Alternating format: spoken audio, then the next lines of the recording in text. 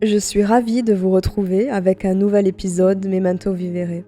Je partagerai un nouvel épisode la première et la troisième semaine de chaque mois.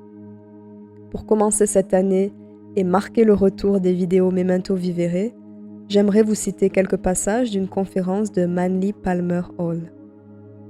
Si vous souhaitez regarder la conférence complète en anglais, vous retrouverez le lien dans la description ci-dessous.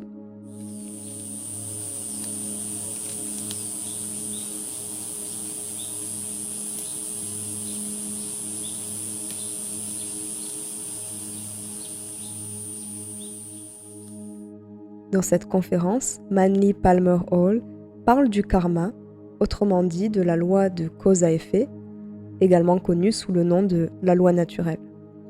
Voici ma propre traduction d'un premier extrait de cette conférence. Le karma n'est pas une punition décernée par les cieux, ce n'est pas un travail douloureux que des divinités distribueraient à des enfants capricieux.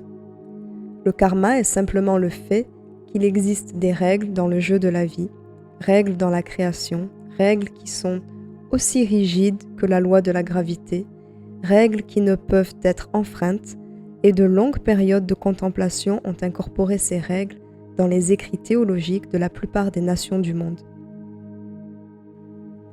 Ces règles ont d'abord été observées par nos lointains ancêtres. Ils ne savaient pas ce qu'elles signifiaient ni la raison pour laquelle elles se produisaient, mais ils ont appris au fil de milliers d'années d'expérience que leurs actions avaient des conséquences et que ces conséquences étaient plus ou moins inévitables. Ils ont réalisé que l'individu qui brisait ces règles de vie endurait de la souffrance. Cette souffrance n'était pas causée par un pouvoir divin qui aurait puni cet individu, mais simplement parce que l'individu avait brisé la loi de cause à effet. Cette loi est impersonnelle, elle est juste, elle ne peut être arbitrée ni modifiée par n'importe quelle méthode à laquelle nous pourrions penser.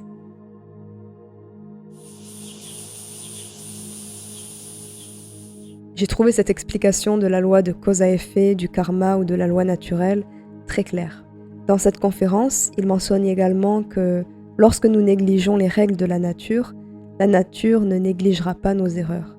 Il explique que chaque erreur a des conséquences défavorables et que nous continuerons de faire des erreurs, mais qu'il nous est possible de créer une formule de nos erreurs les plus communes, simples et évidentes qui nous permettrait de les éviter.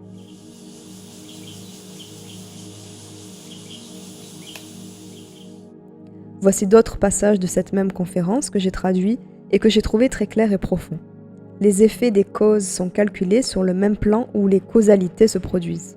Si l'on commet une erreur sur le plan physique, nous paierons sur le plan physique. Si l'on fait quelque chose de noble et de glorieux sur le plan physique, nous serons récompensés en conséquence. Si nos erreurs ne sont jamais négligées, nos vertus ne sont jamais oubliées. Dans la philosophie de la vie, l'ignorance n'est pas une excuse passé un certain point. La loi de cause à effet ne fait pas partie de la théologie. Elle fait autant partie de la science que de la philosophie, l'éthique, l'art ou la littérature. La loi de cause à effet fait partie d'un schéma complet de la vie, basé sur un simple concept. On ne peut rien faire sans causer une conséquence, quelle qu'elle soit. Le karma n'est pas seulement un instrument de punition, il donne autant de récompenses qu'il nous donne de pénalités. Nous méritons autant les récompenses que les sanctions.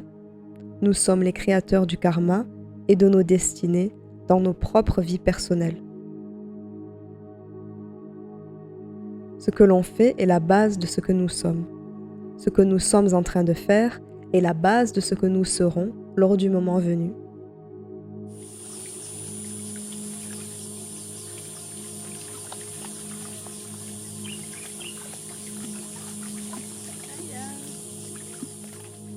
Je vous remercie pour votre temps et votre attention.